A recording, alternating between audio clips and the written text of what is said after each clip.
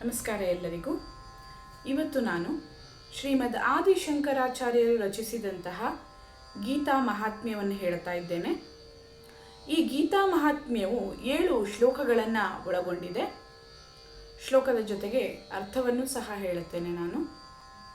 ಮೊದಲನೇ ಶ್ಲೋಕ: ಗೀತಾಶಾಸ್ತ್ರಮಿದಂ ಪುಣ್ಯಂ ಯಃ ಪಠೇತ್ ಪ್ರಯತಃ ಪುಮಾನ್ ವಿಷ್ಣೋಃ ಪದಮವಾಪ್ನೋತಿ ಭಯಶೋಕಾದಿವರ್ಜಿತಃ. ದಿವ್ಯ ಸಾಹಿತ್ಯವಾದ ಪವಿತ್ರವಾದ ಈ ಭಗವದ್ಗೀತೆಯನ್ನು ಯಾರು ಏಕಾಗ್ರತೆಯಿಂದ ಭಕ್ತಿಯಿಂದ ಓದುತ್ತಾರೋ ಅಥವಾ ಪಠಿಸುತ್ತಾರೋ ಅವರಿಗೆ ಭಯ ಶೋಕರಹಿತವಾದ ಹರಿಯ ಆಲಯ ಪ್ರಾಪ್ತವಾಗ್ತದೆ ಅಂತ ಹೇಳುತ್ತದೆ ಮೊದಲನೇ ಶ್ಲೋಕ. ಎರಡನೇ ಶ್ಲೋಕ ಹೀಗಿದೆ: ಗೀತಾಧ್ಯಯನಶೀಲಸ್ಯ ಪ್ರಾಣಾಯಾಮ ಪರಸ್ಯ ಚ ನೈವ ಸಂತಿ ಹಿ ಪಾಪಾನಿ ಪೂರ್ವಜನ್ಮ ಕೃತಾನಿ ಚ. ಯಾರು ಗೀತಾಧ್ಯಯನವನ್ನು ಪ್ರಾಮಾಣಿಕವಾಗಿ ನಿಷ್ಠೆಯಿಂದ ಪ್ರತಿದಿನ ಮಾಡ್ತಾರೋ ದೇವರ ಕೃಪೆಯಿಂದ, ಆ ಪರಮ ಪ್ರಭುವಿನ ಕೃಪೆಯಿಂದ ಪೂರ್ವಜನ್ಮದ ಪಾಪಕರ್ಮಗಳ ಕೆಟ್ಟ ಫಲಗಳು ಅವರ ಮೇಲೆ ಯಾವ ಪ್ರಭಾವವನ್ನು ಬೀರುವುದಿಲ್ಲ. ಇದು ಎರಡನೇ ಶ್ಲೋಕದ ಅರ್ಥ. ಮಲ ನಿರ್ಮೋಚನಂ ಪುಂಸಾಂ ಜಲಸ್ನಾನಂ ದಿನೇ ದಿನೇ ಸಕೃದ್ ಗೀತಾಮೃತ ಸ್ನಾನಂ ಸಂಸಾರ ಮಲನಾಶನಂ. ಪ್ರತಿನಿತ್ಯ ಮನುಷ್ಯ ನೀರಿನಿಂದ ಸ್ನಾನ ಮಾಡುವುದರಿಂದ ತನ್ನನ್ನು ತಾನು ಸ್ವಚ್ಛಗೊಳಿಸಿಕೊಳ್ತಾನೆ. ಆದರೆ ಯಾರು ಭಗವದ್ಗೀತಾ ರೂಪಿಯಾದ ಪವಿತ್ರ ಗಂಗಾಜಲದಲ್ಲಿ ಒಮ್ಮೆಯಾದರೂ ಒಂದು ಬಾರಿಯಾದರೂ ಸ್ನಾನ ಮಾಡಿದ್ದೇ ಆದಲ್ಲಿ ಆತ ಭೌತಿಕ ಜೀವನದ ಈ ಭವಸಾಗರದ ಮಲಿನತೆಯಿಂದ ಪೂರ್ತಿಯಾಗಿ ಮುಕ್ತನಾಗುತ್ತಾನೆ. ಗೀತಾ ಸುಗೀತಾ ಕರ್ತವ್ಯ ಕಿಮನ್ಯೈಃ ಶಾಸ್ತ್ರವಿಸ್ತರೈಃ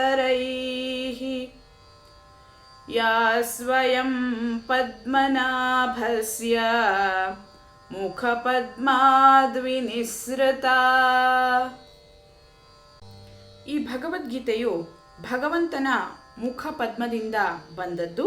ಅಂದರೆ ಆ ಪರಮಪ್ರಭು ತಾನೇ ಸ್ವತಃ ಹೇಳಿದ್ದು.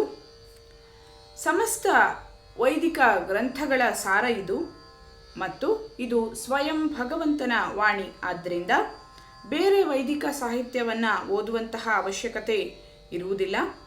ಪ್ರತಿದಿನ ಕೇವಲ ಭಗವದ್ಗೀತೆಯನ್ನು ಏಕಾಗ್ರತೆಯಿಂದ ಕೇಳಬೇಕು, ಹಾಗೆ ಓದಬೇಕು ಅಂತ ಹೇಳ್ತಾ ಇದೆ ಈ ಶ್ಲೋಕ.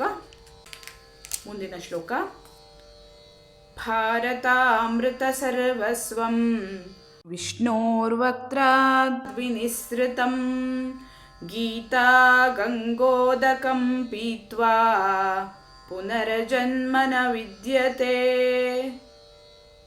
ಭಗವದ್ಗೀತೆ ಮಹಾಭಾರತದ ಅಮೃತ ಸಾರ. ಹಾಗೆಯೇ ಭಗವಾನ್ ವಿಷ್ಣು ಕೃಷ್ಣನ ಮುಖದಿಂದ ಹೊರಬಂದಂಥದ್ದು. ಈ ಗೀತೆ ಎಂಬ ಗಂಗೋದಕವನ್ನು ಪಾನ ಮಾಡಿದವರಿಗೆ ಪುನರ್ಜನ್ಮವಿರುವುದಿಲ್ಲ.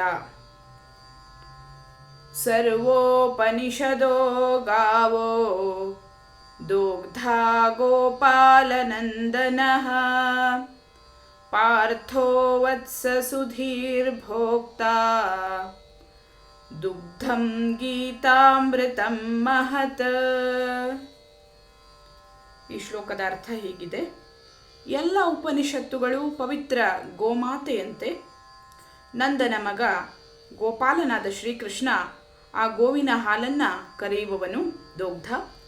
ಅರ್ಜುನ ಗೋವಿನ ಕರುವಾಗಿ, ಗೀತಾಮೃತ ಆ ಗೋವಿನ ಹಾಲಾಗಿದೆ.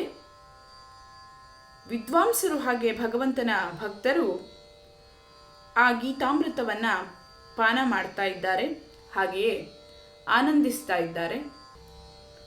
ಏಕಂ ಶಾಸ್ತ್ರಂ ದೇವಕೀ ಪುತ್ರಗೀತಂ ಏಕೋ ದೇವೋ ದೇವಕೀ ಪುತ್ರ ಏವ. ಏಕೋ ಮಂತ್ರಸ್ತಸ್ಯ ನಾಮಾನಿ ಯಾನಿ ಕರ್ಮಾಪ್ಯೇಕಂ ತಸ್ಯ ದೇವಸ್ಯ ಸೇವಾ. ಗೀತಾ ಮಹಾತ್ಮೆಯ ಕೊನೆಯ ಶ್ಲೋಕ ಹೀಗೆ ಹೇಳುತ್ತದೆ: ಒಂದೇ ಒಂದು ಶಾಸ್ತ್ರ, ಅದು ಗೀತೆ, ದೇವಕಿ ಪುತ್ರನು ಹೇಳಿರುವಂಥದ್ದು.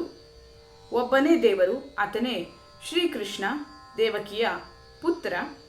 ಒಂದೇ ಒಂದು ಮಂತ್ರ, ಅದುವೇ ಆತನ ನಾಮಸ್ಮರಣೆ.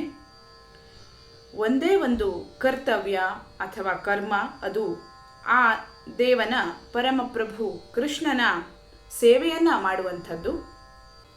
ಈ ರೀತಿಯಾಗಿ ಸನಾತನ ಧರ್ಮದ ಪವಿತ್ರ ಗ್ರಂಥವಾದ ಭಗವದ್ಗೀತೆಯ ಮಹಾತ್ಮ್ಯವನ್ನು ಶ್ರೀ ಶಂಕರಾಚಾರ್ಯರು ಹೇಳಿದ್ದಾರೆ.